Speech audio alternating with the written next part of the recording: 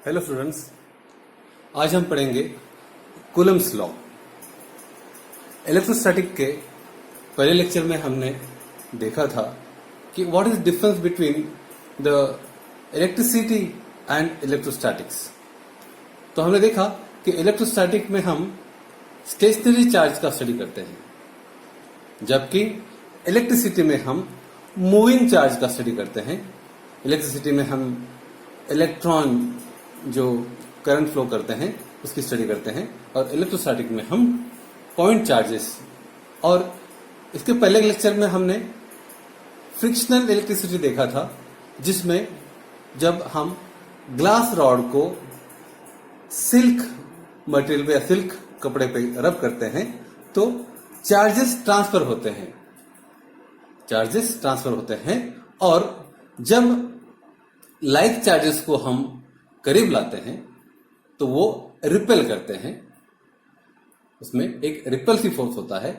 और जब unlikely charge यानी कि डिफरेंट चार्ज, मान लो कि पॉजिटिव चार्ज और नेगेटिव चार्ज को हम करीब लाते हैं तो उनके बीच होता है अट्रैक्टिव फोर्स। तो आज हम कूलम्स लॉ के जरिए ये देखेंगे कि वो जो अट्रैक्टिव फोर्स या रिपल्सिव फोर्स है वो उसका मैग्नीट्यूड कितना होता है। लाइक चार्जेस ये रिपेल करते हैं और ऑपोजिट चार्जेस ये अट्रैक्ट करते हैं, लेकिन वो जो अट्रैक्शन का फोर्स है या उसके रिपल्शन का फोर्स है उसका मैग्नीट्यूड क्या है या उसको हम कैसे रिप्रेजेंट करते हैं, ये है हम आज पढ़ने वाले हैं।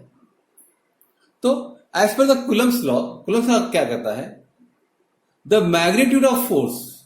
अब इस फॉर्मूले से समझ सकते हैं कि the magnitude of the electric force between the charges is directly proportional to the product of the charges and it is inversely proportional to the square of the distance. तो मतलब क्या है? इसका मतलब ये कि F is directly proportional to Q1 and Q2 का multiplication. ये दो चार्जेस है Q1 और Q2, ओके। और the distance between Q1 and Q2 is R। Distance आपका कितना है? Q1 और Q2 बीच का ये R है। तो F is inversely proportional to R square. इसका मतलब ये हुआ कि जैसे Q1 और Q2 की वैल्यू बढ़ेगी तो फोर्स बढ़ेगा, जैसे R की वैल्यू बढ़ेगी, ये R की वैल्यू है, ओके। मतलब क्या है कि मतलब R मान लो कि 1 मीटर है तो यहाँ 1 का स्क्वायर होगा, ओके, यानी Q1 डिवाइड बाय 1 स्क्वायर। जब मान लो इसकी R की वैल्यू हमने 2 मीटर किया तो क्या हो जाएगा? इसका स्क्वायर यानी 4 हो जाएगा। यानी जैसे ये डिस्टेंस बढ़ेगा तो फोर्स घटेगा। मैं यहां बता दो आपको कि फोर्स ये एक वेक्टर क्वांटिटी है। इसका मतलब क्या है कि उसको मैग्नीट्यूड है और डायरेक्शन भी है। तो फोर्स ये आपकी वेक्टर क्वांटिटी है। तो यहां पर मैंने प्रोपोर्शनलिटी जो कांस्टेंट है वो लिया है यहाँ पे कैपिटल के। कई किताब में यहाँ पे के बजाय कैपिटल सी भी लिखते हैं, ओके, लेकिन यहां पर जो स्टेट की किताब है उसमें के लिखा है। तो F इज इक्वल टू के into Q1 Q2 divided by R square, where K is the Coulomb's constant, is depends on the nature of medium. यानी मीडियम क्या है? मान लो कि मीडियम हो सकता है आपका वैक्यूम हो, मीडियम आपका एयर हो, या मीडियम आपका वाटर हो। मीडियम चेंज हो सकता है। तो this K is depend on the nature of the medium. अभी हम दो कंडीशन देखेंगे। पहले कंडीशन में हम देखेंगे कि चार्जेस केप्ट इन वैक्यूम। मान लो दो चार्जेस हैं Q1 और Q2, ये आपके वैक्यूम में, एयर में रखे हैं। यानी कि Q1 और Q2 इसके बीच का ये जो मीडियम है ये क्या है? ये मान लो एयर है या वैक्यूम है। तो क्या होगा? तब कूलम्स का जो फोर्स रहेगा, एज पर कूलम्स लॉ, वो फोर्स का मैग्नीट्यूड क्या होगा? कब? जब Q1 और Q2 इसके बीच में एयर है या वैक्यूम है। तो इस कंडीशन में हमको क्या मिलेगा? तो देखेंगे हम, then what will happen? Then K is equal to 1/4 pi epsilon naught. Epsilon naught ये क्या है? एप्सिलॉन ये है आपका परमिटिविटी ऑफ फ्री स्पेस, इसे कहते हैं हम permittivity of free space. Permittivity को यदि आपने ब्रेक किया दो पार्ट में तो आपको क्या मिलेगा कि permission to do the activity. Permittivity का मतलब क्या कि permission to do the activity, तो परमिटिविटी ऑफ फ्री स्पेस उसको हम एप्सिलॉन नॉट से डिनोट करते हैं। तो ये जो के कांस्टेंट है, ये जो के कांस्टेंट है उसकी वैल्यू क्या है, उसकी वैल्यू है आपकी ये। तो फ्रेंड मैं आपको बताऊं कि ये जो एफ है, एफ इज इक्वल टू क्या हो जाएगा, के की वैल्यू हमने यहां पे पुट किया 1/4 epsilon naught into Q1 Q2 upon R square. तो ये जो हमें फॉर्मूला मिला फोर्स का, ये जो फॉर्मूला जो मिला फोर्स का, यहां पे मैं एक बात बता दूं कि यहां पे मैं ये चार्जेस जो है ये पॉजिटिव है या ये नेगेटिव है मैंने अभी बताया नहीं।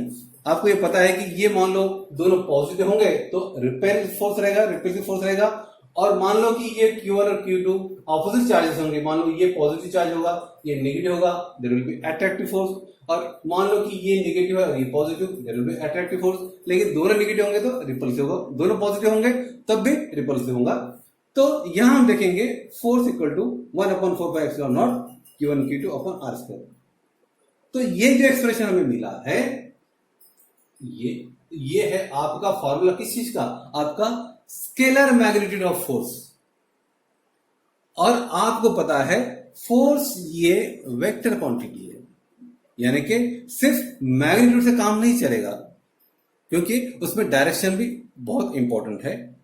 लेकिन डायरेक्शन का जो टॉपिक आता है वो आपके वेक्टर फॉर्म में आता है, वो हम अगले लेक्चर में लेंगे। लेकिन आपको अभी इतना ही समझना है कि to calculate the magnitude of force, to calculate the magnitude of force between two charges, we use Coulomb's law and that is this one.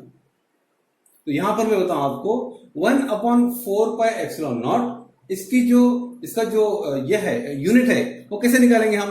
तो मैंने क्या किया कि ये जो 4 पाई एप्सिलॉन नॉट है इसको मैंने इस तरफ लिया और ये फोर्स को इधर लिया, तो क्या होगा, तो यहां पर देखेंगे आप फोर्स का जो ये है क्या बोलते हैं आपको यूनिट है वो न्यूटन है, फोर्स का यूनिट आपका न्यूटन हो गया, और ये आपका आर स्क्वायर जो मीटर में उसका that is newton metre square upon coulomb square. तो ये हो गया आपका यूनिट। अब इसका वैल्यू क्या आता है, इसका वैल्यू यदि हम कैलकुलेट करेंगे 1/4 एप्सिलॉन नॉट का, तो वो आता है 8.987 इंटू 10⁹। लेकिन हमारे कन्वीनियंस के हिसाब से हम लेते हैं इसको 9 इंटू 10⁹ न्यूटन मीटर स्क्वायर पर कूलम्ब स्क्वायर। तो ये तो बात होगी कि जब चार्जेस जो है आपके वैक्यूम या एयर में रखे हो, लेकिन जरूरी नहीं कि हरदम आपके चार्जेस वैक्यूम और एयर में हो। यदि आपके जो चार्जेस है वैक्यूम और एयर के बजाय कोई और मीडियम में रखते हैं, हम वैक्यूम और एयर के बजाय कोई और मीडियम में रखते हैं तो क्या होगा, तब आएगी आपकी सेकंड कंडीशन। तो यहां देखेंगे आप charges kept in permittivity epsilon, यहां पे एप्सिलॉन नॉट नहीं है, यहां पे एयर या वैक्यूम नहीं है, यहां पे कोई मीडियम और है, मान लो कि वाटर समझ लो आप, तो यहां पे परमिटिविटी हम लेंगे एप्सिलॉन। तब उस केस में आपका फोर्स का फॉर्मूला क्या होगा, तो force equal to 1/4 pi epsilon into Q1 Q2 upon R square, इसकी जैसे होगा। लेकिन यहां पे एप्सिलॉन नॉट की जगह पे आपका एप्सिलॉन आ रहा है। अभी मतलब आपको एप्सिलॉन इक्वल टू स्मॉल के, ये आपका स्मॉल के है, small K into epsilon naught. By putting the value of epsilon equal to K epsilon naught, हमें क्या मिलेगा, F equal to 1/4 pi K epsilon into Q1 Q2 upon R square. तो आपका स्मॉल के जिसे हम कहते हैं कि डाइलेक्ट्रिक कांस्टेंट, तो डाइलेक्ट्रिक कांस्टेंट जो है एयर के लिए डाइलेक्ट्रिक कांस्टेंट आपका के इक्वल टू 1 होता है, फॉर मेटल स्मॉल के इक्वल टू इनफाइनाइट होता है। तो ये तो हमें मिल गया फॉर्मूला किस चीज का, charges when charges kept in permittivity epsilon. तो permittivity measures the ability of medium. What is permittivity? Permittivity measures the ability of medium to store energy in the electric field in it. It depends on what? Physical condition and temperature. मतलब ये जो permittivity है, ये किस चीज पे depend करती है? ये डिपेंड करती है कि फिजिकल कंडीशन क्या है या टेम्परेचर क्या है। मान लो आपने वाटर ले लिया, ओके, तो वाटर के लिए अलग होगी, लेकिन वो वाटर का टेम्परेचर ज्यादा होगा, तो आपकी परमिटिविटी जो है वो भी डिस्टर्ब हो जाएगी। तो परमिटिविटी है it depends on the physical condition and temperature of the media. तो ये जो हमने देखा, आज का जो टॉपिक देखा, ये जो है ये सिर्फ आपका मैग्नीट्यूड ऑफ फोर्स बता रहा है, ये आपका मैग्नीट्यूड ऑफ फोर्स दिखा रहा है बाय कूलम्स लॉ। लेकिन हमें पता है कि फोर्स जो है वो वेक्टर क्वांटिटी है, इसलिए सिर्फ मैग्नीट्यूड से काम नहीं चलेगा, उसमें डायरेक्शन भी इंपॉर्टेंट है। मान लो दो फोर्स सेम हो, ये दो फोर्सेस मान लो आपके Q1 और Q2 आपके सेम होंगे इसका मैग्नीट्यूड, लेकिन उसे काम नहीं चलेगा क्योंकि उसकी डायरेक्शन यदि ऑपोजिट हो, डायरेक्शन उसकी अलग हो, तो इसका जो वैल्यू है F की, ओके, ये सेम नहीं आएगी। इसकी जो वैल्यू है यहां पे देखेंगे, ये फोर्स और ये फोर्स सेम नहीं होंगे क्योंकि इसका जो डायरेक्शन है और इसका जो डायरेक्शन है ये ऑपोजिट रहेंगे, ओके। और कोई भी जो फिजिकल क्वांटिटी जो वेक्टर है, स्केलर नहीं है, तो उसमें डायरेक्शन और मैग्नीट्यूड दोनों मिला के ही हमें कैलकुलेशन करना पड़ता है।